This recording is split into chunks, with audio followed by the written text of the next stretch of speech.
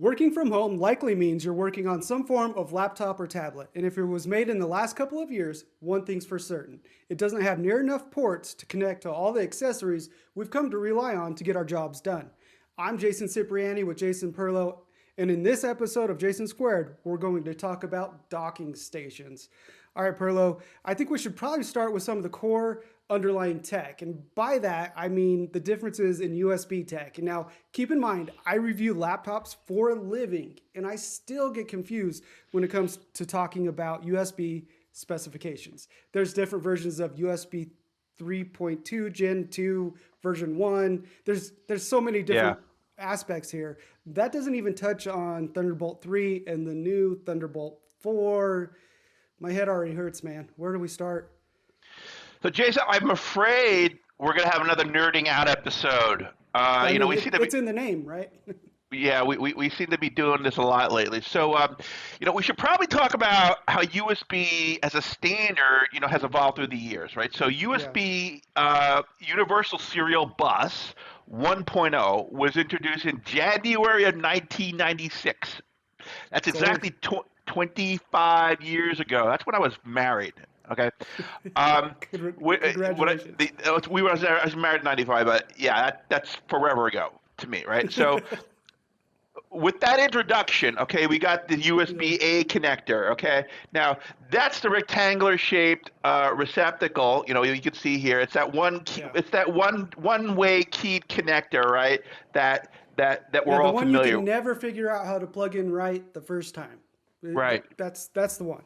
Yeah, it is the connector that we use for thumb drives, just about every connector on legacy PCs, all kinds of peripherals, consumer electronics we've seen for over 2 decades. It's in our cars.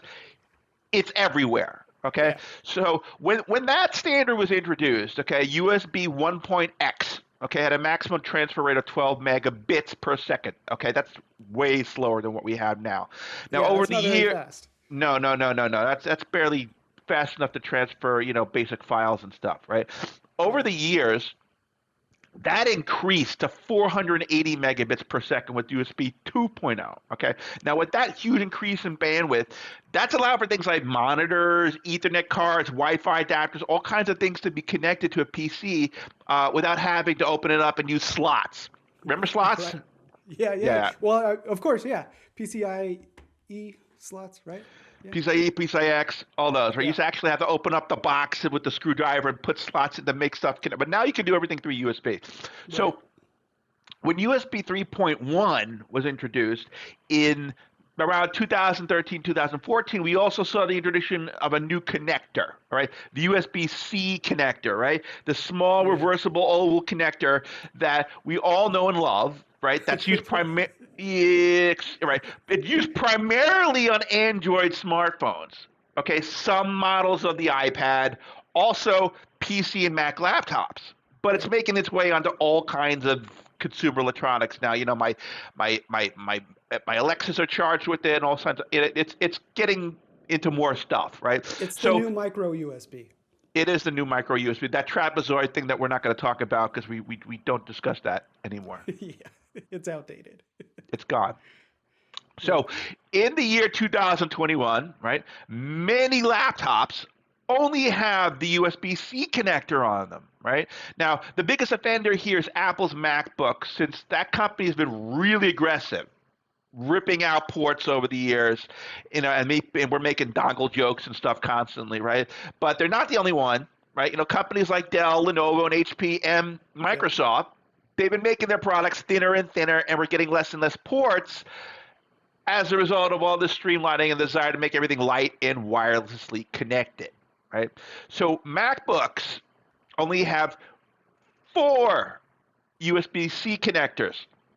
Now, every single one of those. Oh, yeah, go ahead. The new ones, the new M1 MacBooks and the Mac Mini only have 2 USB-C connectors. Oh, really?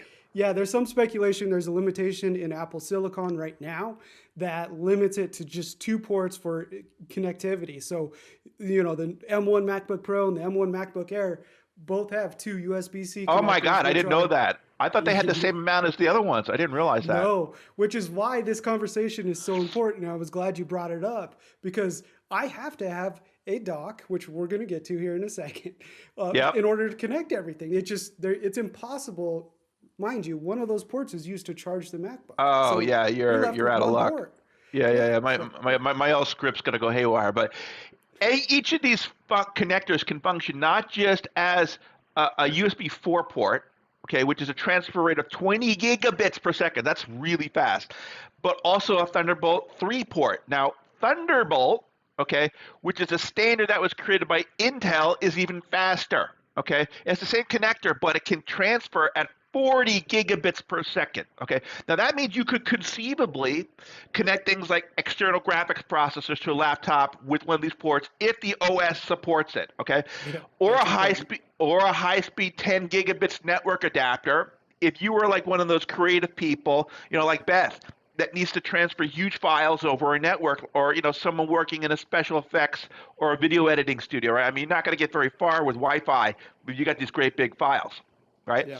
So the main difference, I guess, between USB-C, USB 4, and Thunderbolt is transfer speed, especially later on as we get to the USB-C format, which I think is USB 3.2 Gen 2 and above. Yeah, I don't remember exactly where it starts because there's literally three different versions of USB 3.2. There's yeah, Gen 1, Gen 2, and something else. And like I said, I review laptops for a living, and I absolutely hate going through the number of ports on a laptop and defining which port does what because it is so yeah. confusing. I wish the people who come up with these specifications and standards would solidify on a naming scheme that is easy for the regular consumer. Forget the tech pros, the regular consumer to understand, because right now it just doesn't happen. But there's another port here that we need to talk about as well, and that's DisplayPort. So what's that? So we're going to get a little bit into the weeds with this. So DisplayPort is a digital display interface that was developed by a consortium of PC and chip manufacturers. And it was standardized by VESA, VESA, the Video Electronics Standard Association, back in 2006. Okay. So this was before the USB-C connector and USB 3 was even introduced. Okay, so this is a special 20-pin connector. Now you've probably seen it on the back of your monitors. It looks like a big rectangle with a notch out of it. Okay, now Yeah. virtually all the desktop monitors you can buy today have DisplayPort connectors on them, in addition to the HDMI or the DVI connectors you find in older monitors. Right now, to output video to a display port, okay, you need to have either an HDMI to display port cable or you need a USB-C to display port cable, right? So now you're probably thinking what I'm thinking, right? And you just discussed it before. If you connect two monitors to a MacBook or a PC laptop, you're going to eat up a bunch of USB ports on that laptop. Okay, Yep. that's not counting the USB cable for USB power delivery to power that laptop if it doesn't have a dedicated power connector. So before you know it, you're lucky if you have one spare port left, Right. right? That doesn't leave room for a mouse or a keyboard or anything else. You better hope you have Bluetooth stuff connected to it. Now, on a PC laptop, you can do what's referred to as daisy chaining. That allows you to have a single USB port to go to multiple external monitors. Now, you can have up to five, but honestly, you can only have one 4K or 5K monitor per chain. So realistically speaking, it's one cable, one monitor, right? For if you're doing high resolution, um, Right. so now, on a MacBook, you'll need two USB-C ports dedicated to each monitor, which gets us to hubs, Right. finally. Yeah. Exactly. And there's some monitors act as hubs as well, especially if they're a Thunderbolt compatible monitor. I'm using one now that tries to act like a hub, but it just doesn't. There's something weird going on with it, so I can't figure it out. But I guess the good news here is that both Macs and PC obviously have made the switch to USB-C. USB 4 is starting to roll out with Thunderbolt 3 or Yep. I cannot say that. Thunderbolt 4 support, which means one cable coming out split to a lot of ports on a hub or a docking stations. So docking stations are something I've come to rely on, and they certainly have become popular as we've all moved to working from home. over the last year or so. But they work not only on laptops, but they also work on Apple's tablet, the iPad. I personally use a hub or multiple hubs with my iPad, and they allow you to do the same thing you would do on a laptop, connect multiple devices, whether it's a USB-C or a headphone jack or a monitor, or even some hubs include SD card readers as well. So you can really do a lot with these different hubs, or even connect an Ethernet port or cable to it, so you have a wired connection to your device, which is helpful, especially when there's no Ethernet jack on your laptop itself, or the iPad obviously doesn't have an Ethernet jack. So I guess we should talk about some of the hubs we use and that we like and enjoy ourselves. I'll start. I have Go one ahead. that I'm using right now to record this very podcast and video. It is Belkin's Thunderbolt 3 Dock Pro. Right now it's about $250, so it's pricey, but any Thunderbolt 3 or 4 docking station is going to be up there in price. That's what you get with speed, and you also get power delivery with it. It has up to 94 watt power delivery, so it'll charge or power your MacBook or whatever you have connected to it. It has multiple ports. So it has 2 Thunderbolt 3 ports, one USB-A 3.1. See, what does that even mean? It's just a standard USB-A port. It has one USB-C 3.1 port, 4 USB-A 3.0 ports, a DisplayPort, an SD card reader, a 3.5 millimeter in-out, which means you can connect your headphones and microphone to that, as well as a gigabit Ethernet port. So basically, this was the only port I could find that had enough USB-A ports for me to use. This was the only dock I could find that had enough USB-A ports for me to use to connect my camera, my microphone, some other accessories I have here to help me record shows. Other docks have 1 or 2 USB-A ports, and you can use adapters, if you need to connect it to a USB-C port. But this one's done a really good job for me. One cable plugs into my MacBook Pro. It's powered, it's charged, and everything else is connected through that dock itself. And it's really streamlined.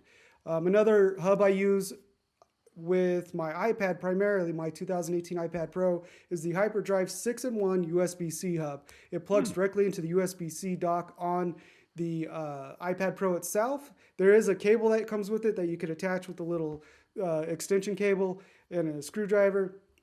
But I connected it directly to the side of my iPad Pro. There's an HDMI port on there, so you don't have a DisplayPort. But most monitors also support HDMI connections. It also has a power delivery port for USB-C to actually charge the iPad while you're using it, a micro USB port, a SD card slot as well, and then a regular USB-A port. And I've used that both on the iPad Pro. I've even, in a bind, used it on my MacBook Pro, as well as Microsoft Surface Pro X. And it works fine. It supports up to a 4K display, I believe. I haven't had any issues with it. And it's a lot cheaper than Belkin's Thunderbolt 3 Dock Pro. This one's around $90. It's still pricey, but being able to connect everything you need, whether it's to an iPad or a Mac, is, it's something we have to do. And lastly, Apple's USB-C digital AV adapter, which is a horrible name. Basically, It connects from USB-C on a MacBook or an iPad, and it gives you an HDMI port, it gives you a USB-A port, and a USB-C. I'm not even getting into what generation ports those are, because it doesn't matter. You're able to then power your MacBook or your iPad through the USB-C port, connect one accessory through the USB-A port, or if you really want to get complicated, connect a USB hub to the USB-C dock, and then add more ports to whatever device you're connecting it to. It's $70. Like I said, made by Apple, so it's going to work with all Apple products, but I've used it, again, with Microsoft Surface Pro X without any issues. It really works with a lot of different devices, not just Apple products. What about you, Perlo? You were just holding up a hub a second ago. What have you been using? So, previously, I used this one right here. This is the CalDigit TS3 Plus, which is a Thunderbolt dock designed for MacBooks. Okay, it was considered the Cadillac on the market about 2 years ago, and it goes for about $300. It has a dedicated display port and 7 USB ports. Okay, as well as Ethernet and audio ports. Now, currently, I've been using the Kensington. I guess the model is SD5700T. which is sitting on my desk right here, which I recently reviewed. Now, this one has four Thunderbolt USB, four Thunderbolt 4/USB 4 ports, and it's designed for the latest M1 MacBooks and PCs. Delivers up to 90 watts of power to the laptop. Now, I literally only have one Thunderbolt cable coming out of the Mac, which Yeah. is powering the computer and is driving two DisplayPort monitors, Ethernet, a whole mess of USB peripherals, and it costs about $300. I mean, anytime you want all the ports, you're going to spend probably about $300. Now, Kensington has a bunch of models that go from like $80 to up to that $300 model, depending on what price point you're at, how many ports you need, and what other features you got. Now, this one I'm super excited about, right? Yeah, I this one just looks got cool. You sent me a picture I last just night. got this. I just got this last night. Now, this is called the Hubble Dock for iPad. Okay. Now, it's made by a company called Fledgling. Okay, Yeah. which I'm using on. This is a 12.9-inch iPad Pro. This thing is gorgeous. It's a real beauty. It was introduced at CES, and it has an HDMI connector for doing screen mirroring, okay, Yep. with a monitor or a television in case you want to use this for watching movies in your living room or use Apple Fitness Plus. Hey, it's an Apple TV, basically. Essentially, what it turns your iPad into that Apple TV we've all been waiting for. Yeah. An SD card slot. It's got a dedicated USB-C port and a dedicated USB-A port for connecting external devices. The missing audio jack that everybody wants, plus USB-C charge pass-through. Now, it's made out of metal, aluminum, that matches the color of your iPad. And it acts as a case and also a stand. So really, you could turn your iPad into a desktop computer with this if you want it. It costs a whole $99. I think that the larger the iPad Air one is, I think, is $110, and it works on the 12.9-inch and 10.9-inch iPad Pro and the latest 11-inch iPad Air models. I think it's a great product. It's definitely, I think, worth the money if you're somebody who needs all those ports and a case solution as well. Yeah, I could see myself using it. I just wrote an article about what I hope Apple adds in iPad OS 14.5. They just released 14.4.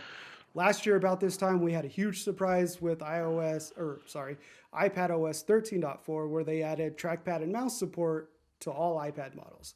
So what I'm hoping they actually add this year with 14.5 is true external display support. Now, that would be nice. Your iPad, yeah, you could connect your iPad to a display right now, but like you said, it mirrors the display. So whatever's on your iPad screen is also on the larger display.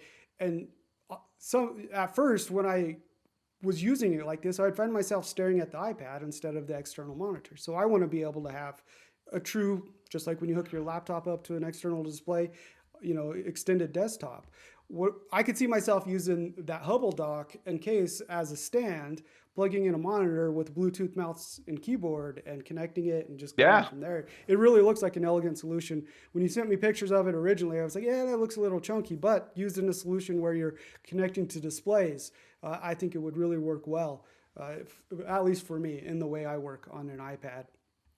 So look, we've only touched on 4 or 5 different accessories to connect your laptop, or PC or Mac to an external display, plus all the accessories you need. And they range in price, like you said, from, I think I covered one that was $70 all the way up to $300, $350. I saw one $400 while researching this. But EdBot, who's a fellow ZDNet writer, has a great list of all the different laptop docks that are made. Yeah, he did a great job. It's an extensive list. There's a ton on there. All price ranges, all use cases. We're going to include a link in the show's description, whether it's in the video or in the podcast, directly to that listicle, so you can jump there and take a look at the other ones. He's used a lot of them. He has a lot of opinions on them, which is good. You want that, and you can make a decision from there on the stuff that we haven't used ourselves. So, any closing thoughts, Perlo? Look, I think this last year we've all been a bit deprived of a lot of different things, okay? But we don't have to be port deprived on our laptops and tablets, okay? Okay? So, well, I wish we didn't have to use these docks and hubs.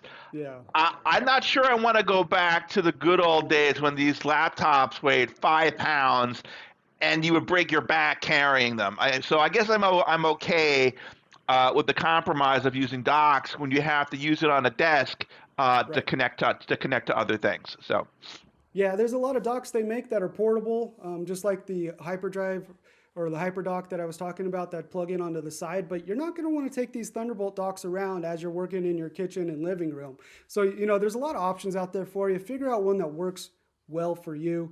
And, you don't have to be limited to just one or two ports. That's the main takeaway here. And there's a lot of options for you. I'm Jason Cipriani. and I'm Jason Perlow. And this is Jason Squared. Thanks for listening, thanks for watching, and make sure to check out more of our work at zdnet.com.